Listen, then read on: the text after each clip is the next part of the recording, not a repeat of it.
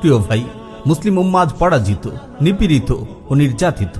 Arakan, Kashmir, ফিলিস্তিন, Syria, Yemen, পূর্ব তুর্কিস্তান সহ গোটা পৃথিবী আজ মুসলিমদের রক্তে রঞ্জিত।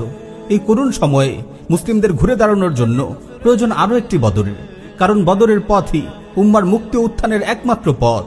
এই পথই রাসূল সাল্লাল্লাহু আলাইহি ওয়াসাল্লাম আমাদের দেখিয়ে গেছেন। কিন্তু অত্যন্ত দুঃখের সঙ্গে বলতে হয়, আজ আমরা সেই বদরকেই ভুলে গেছি।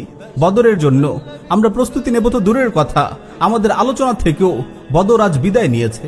রাসূল সাল্লাল্লাহু আলাইহি ওয়াসাল্লামের অনুসৃত পথ ই'দাদ ও জিহাদ ফি সাবিলিল্লাহর পরিবর্তে গণতন্ত্র ও সমাজতন্ত্রের মতো কুফরি সিস্টেমের মাধ্যমে আমরা ইসলাম কায়েম করার ব্যর্থ চেষ্টা করে যাচ্ছি যুগ যুগ ধরে।